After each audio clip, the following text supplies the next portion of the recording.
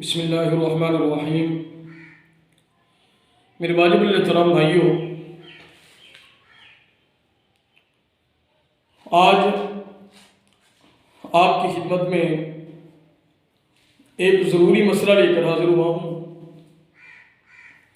ایک میری بہن نے مجھے فون کیا ہے، ایک مسئلہ پوچھا ہے کہ مفتی صاحب میرے والد صاحب فوت ہو چکے ہیں اور ہم دو بہنیں ہیں اور 4 ہمارے بھائی ہیں، اور ہم اپنا حقوق لینے کے لیے جب ہم اپنے بھائیوں کے پاس جاتی ہیں تو ہمارے بھائی ہمیں حقوق دینے کے لیے، یعنی ہمیں جو حصہ آتا ہے اپنے والد صاحب کی طرف سے، وہ ہمیں بھائی دینے کے لیے تیار نہیں ہے، اور قانونی لحاظ سے بھی ہم نہیں لے سکتے، یعنی ہمارے پاس اتنی مالی حیثیت نہیں ہے کہ ہم قانونی طور پر جا کر ہم کیس کریں، اور یعنی کہنے کا مقصد یہ ہے کہ ہمارے پاس اتنی طاقت نہیں ہے کہ ہم کیس کر اور قانونی طور پر جا کر ہم لڑیں۔ اور دوسری، مجھے یہ بات سن کر بڑا دکھ ہوا کہ ہم یہ بھی سن رہی ہیں جو بھی لوگ عدالت میں اپنا کیس لے کر گئے ہیں، اور ہم سن رہے ہیں خبریں، اور لڑکے آ کر ہمیں دکھاتے ہیں، ہمارے بھانجے، ہمارے بھتیجے سوشل میڈیا کے اوپر، کہ یہ دیکھیں یہ قتل ہو رہا ہے عدالت کے اندر، یہ دیکھیں جائیداد کے پیچھے یہ تنازع، یہ لڑائیاں، یہ سارے، اور ہم بھی دیکھ رہے ہیں سوشل میڈیا کے اوپر جتنے بھی یہ جھگڑے ہو رہے ہیں، یہ سارے جائیداد کے ان لڑائیوں کے۔ تو میرا آج اس موضوع کو چھیڑنے کا مقصد یہ ہے، خدا کے لیے، خدا را قرآن پاک کی آیات ہے، انما اموالکم و اولادکم فتنہ، یہ مال اور اولاد یہ دونوں فتنہ ہے، یعنی یہ ہمارے لیے آزمائش ہے۔ انسان یہ مال کماتا ہے اولاد کے لیے، اللہ فرماتے ہیں یہ اولاد جس کے لیے مال کماتے ہو، اور یہ اولاد بھی اور مال یہ تمہارے لیے آزمائش ہے۔ خدا را یہ جو تمہاری جائیداد ہے اس کو برابر برابر تقسیم کیا کرو، بچیوں کے حقوق ہیں، اور اللہ رب العزت نے یہ حدود ہے، یہ حدیں اللہ نے قرآن پاک میں قائم کر دی ہیں، برابر برابر تقسیم اللہ نے قرآن پاک میں تقسیم کر دی ہے، حصے قائم کر دی ہیں سورہ نساء کے اندر، یوصیکم اللہ فی اولادکم للذکر مثل حظ الانثیین۔ اور احادیث مبارکہ کے اندر اللہ رب العزت کے پیارے پیغمبر نے باقاعدہ طور پر احادیثیں بھری پڑی ہیں، لیکن یاد رکھنا باقاعدہ طور پر اس پر میرے کلپس بیانات انشاءاللہ آئیں گے، لیکن آج میں آپ کو ایک واقعہ سنا کر اپنی گفتگو کو ختم کرتا ہوں۔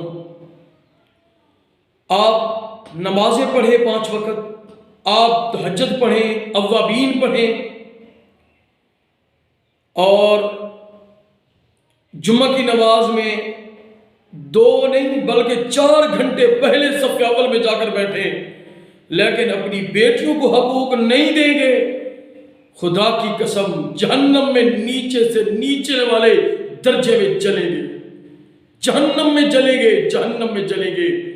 جو بھی میری اس بات کو سن رہے ہیں کان کھول کر سن لیں، جس مفتی کے پاس بھی آپ میرا فتویٰ جا کر پوچھ لیں، جو اپنے بچوں میں برابر جائیداد تقسیم نہیں کریں گے، اپنی بچیوں کو حقوق نہیں دیں گے، ایک بالشت یعنی ایک بالشت بھی اگر حق اپنے بچے کا یا اپنی بچی کا کھا کر مر جائے گا، ہزارہ نمازاں پڑھے، تہجدیں پڑھے، روزے رکھے، سخاوت کرتا رہے، حق کھا کر دنیا سے چلا گیا، وہ جہنم میں جلے گا، جہنم میں جلے گا۔ نہ اس کی نمازیں قبول ہیں، کچھ بھی قبول نہیں ہے، باقی بخشنے والی اللہ رب العزت کی ذات ہے۔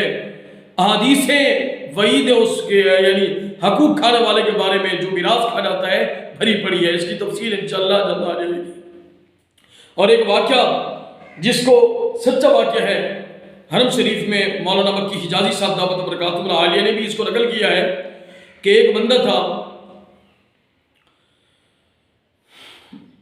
اس کا والد صاحب فوت ہو گیا، اس کی بہنیں تھیں، وہ بار بار اپنے بھائی کے پاس آ رہی تھی اپنا حق مانگنے کے لیے کہ بھائی ہماری جو حصہ آتا ہے ہمارے اپنے ابو کی طرف سے وہ ہمارا حق دے دو. تو بھائی بار بار ان کو دھکیل رہا تھا. تو ان بہنوں میں سے ایک اس کی بہن غریب تھی، بالکل غریب. وہ بیچاری چاہ رہی تھی کہ میرا جو حق ہے وہ میرا جلدی دیا جائے. تو بہرحال وہ بھائی ان کا چلاک تھا، تو قانونی طور پر وہ اسٹامپ کاغذات وغیرہ لے آیا اور بہنوں کو اس نے بلایا اور آ کر کہنے لگا کہ اس کے اوپر انگوٹھا لگا دو. اور بہنوں کو کہنے لگا کہ انگوٹھا لگاؤ. بہنوں نے اس پر انگوٹھا لگا دیا. انہوں نے کہا کہ شاید یہ وہ کاغذات ہیں کہ بھائی ہمیں زمین نام ہمارے چڑھوا کر یہ انگوٹھا ہمیں لگوا کر یہ پکا ہمیں دے رہا. جب انگوٹھا لگوا دیا تو وہ بہنوں کو کہنے لگا کہ اب تو پکا کام ہو گیا ہے، اب قانونی طور پر بھی تم جائیداد سے محروم ہو چکی ہو. جب یہ الفاظ بھائی کی زبان سے نکلے تو ان میں سے جو بالکل غریب بہن تھی، جو بیچاری دوڑ رہی تھی، بھاگ رہی تھی کہ مجھے جائیداد سے حصہ مل جائے، تو اس بہن نے اللہ کی طرف دیکھا، آسمان کی طرف دیکھا. اس کی زبان سے جملے نکلے کہ اے اللہ، اے اللہ، اے اللہ. 3 بار اس کی زبان سے یہ جملے نکلے، اے اللہ میرے اس بھائی کو بھی ختم کر دے، اس جائیداد کو بھی ختم کر دے. اور بس قبولیت کی گھڑی تھی. اس بہن کی زبان سے یہ جملے نکلنے کی دیر تھی، اس کا بھائی بے ہوش ہو کر زمین پر گرا اور ایسی بیماری میں مبتلا ہو گیا. ڈاکٹر کے پاس لے گئے، ٹیسٹ کروائے. ایسی بیماری اس کو لگی کہ ڈاکٹر نے جواب دے دیا. ایک اللہ والے کے پاس لے گئے. اللہ والے نے اس کو دیکھا. اللہ والے نے کہا نہیں، اس کو لے جاؤ گھر، اس کو معلوم کرو، اس نے اپنی بہنوں کا حق کھایا ہے، لے جاؤ اس کو. یہ اب حقوق واپس کر دے، ٹھیک ہو جائے گا. بہرحال اس کو لے آئے. اس نے جب بہنوں کا حقوق اس نے واپس کیے تو ٹھیک ہو گیا. بہنوں کو اس نے بلایا، تو بہنوں کو بلا کر اس نے کاغذ منگوائے. بہنوں کو اس نے زمین واپس کر دی. تو وہی بہن اس نے اللہ رب العزت کی طرف دیکھا. 3 دفعہ اس نے کہا اے اللہ میرے بھائی نے میرا حق واپس کر دیا، اے اللہ میرے بھائی کو شفا عطا فرما. جب اس نے دعا مانگی تو اس کا بھائی کھڑا ہو گیا، ٹھیک ہو گیا. تو یہ واقعہ میرے اور آپ کے لیے یہ سبق ہے، سبق ہے. خدا کے لیے جس نے بھی کسی کا حق دبایا ہے وہ واپس کر دے، واپس کر دے، واپس کر دے. اپنی بیٹیوں کے حق مت کھاؤ. آج جب اپنی بچی کا کوئی بندہ رشتہ کرتا ہے تو پہلے یہ بات کرتا ہے کہ میں رشتہ، بعض تو اس وجہ سے رشتہ نہیں کرتے کہ اس کو جائیداد آ رہی ہے، جائیداد کی وجہ سے میں رشتہ نہیں کر رہا. کس کو جائیداد ہے گی، زمین ہے گی، زمین ہے گی، یہ تو زمین اس کو دینا پڑے گا، مر جائے گی، ایسے رشتہ نہیں کروں گا. خدا کے لیے یہ ظلم نہ کرو. کیا تم نے مرنا نہیں ہے، قبر میں نہیں جانا؟ آخر اللہ رب العزت کے سامنا تو کرو گے نا، زندگی گزار جاؤ گے. انما اموالکم و اولادکم فتنہ. یہ مال بھی تیرے لیے فتنہ ہے، یہ اولاد بھی تیرے لیے فتنہ ہے. باقی تفصیل انشاءاللہ کل والے بیان میں آ جائے گی. اللہ تعالیٰ مجھے اور آپ کو عمل کرنے کی توفیق عطا فرمائے. اللہ تعالیٰ اس دنیا والے فتنے سے میری اور آپ کی حفاظت فرمائے. وما علینا الا البلاغ المبین.